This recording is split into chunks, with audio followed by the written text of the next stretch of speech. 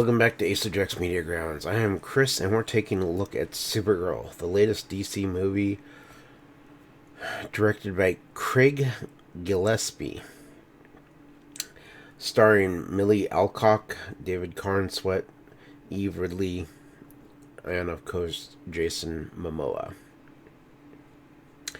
I'm going to start off with the good of it. I think the casting was surprisingly really well. I went into this with low expectations. I didn't have a whole lot of hope for it, just based off of a lot of the reviews that have come out. And I think Millie Alcock is great in the role. I think Jason Momoa is great as Lobo. But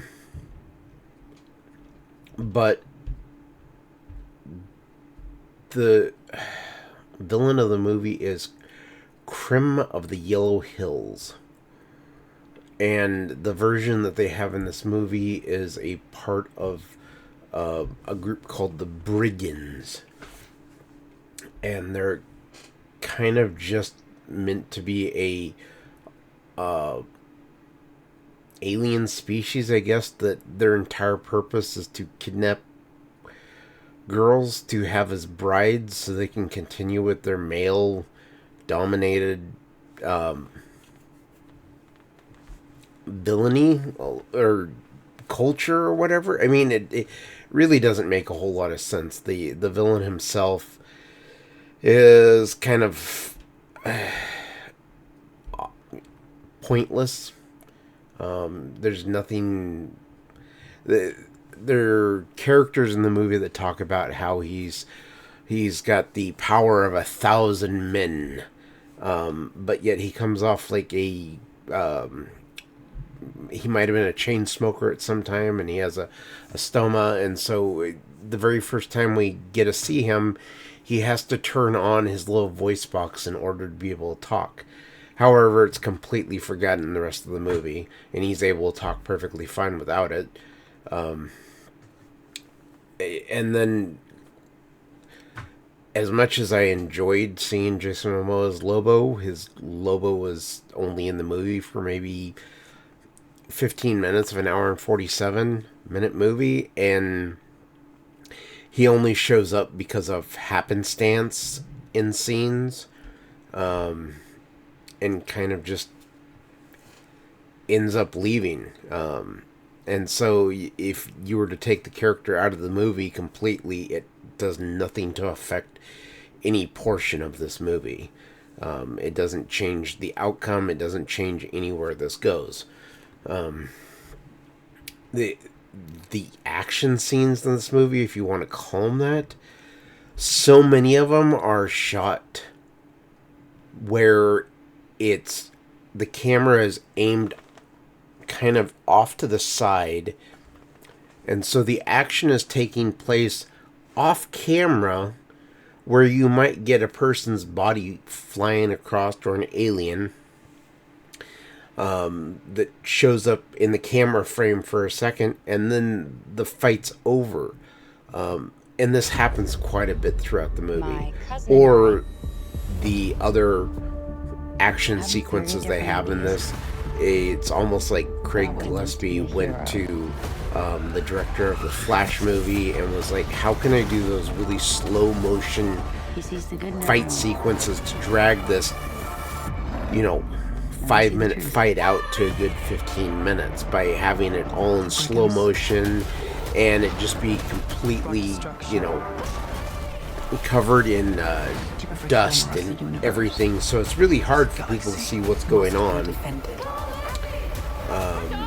But it should look really cool on camera, and it was everything that people complained about with the Flash and the fight scenes in that movie, and this one kind of took them and did them worse. Party. Oh, that might be a problem. I mean, the story itself is kind of nonsensical, and so it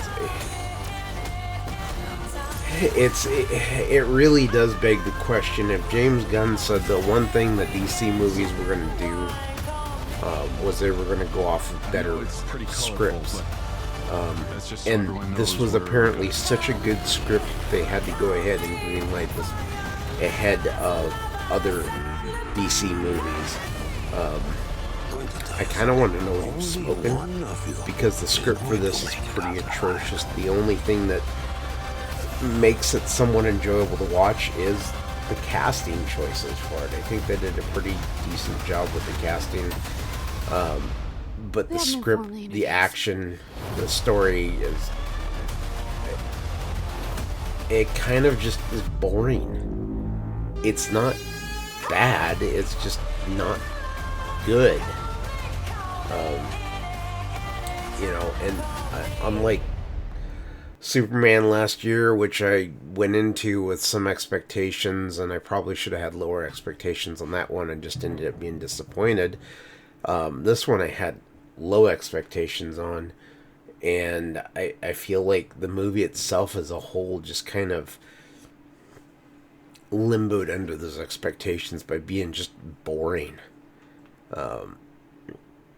And so pacing wise, it kind of feels during a lot of action scenes like they drag for an hour and 47-minute movie.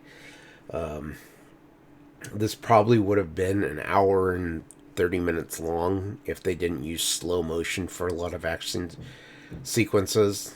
And so, like I said, casting wise, I think they did a great job casting for this movie. It's a dull movie. And then, if they can get a better screenwriter and better director, if they go forward with this casting, I think they could potentially have a really good Supergirl movie. And then I really don't think I'm ever going to rewatch this one. This isn't going to be one of those. I don't really have an interest in sitting down and watching, for the first half hour of a movie, a superhero be drunk. My overall rating for this is a 2 out of 5.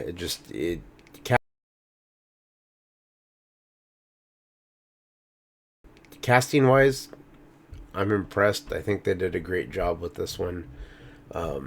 Just the rest of it kind of falls apart. And so I think the next DC Studios movie that's coming out here, that may be the first good one they have, is Clayface. But I think that if they lean into the horror aspects, body horror especially, of the idea of Clayface and everything, it could be a really great horror movie. But otherwise, if you haven't had a chance to see Supergirl, leave a comment down below. Let me know what you think. Like the video. Think about subscribing to the channel, and I will catch you on the next one. Bye-bye.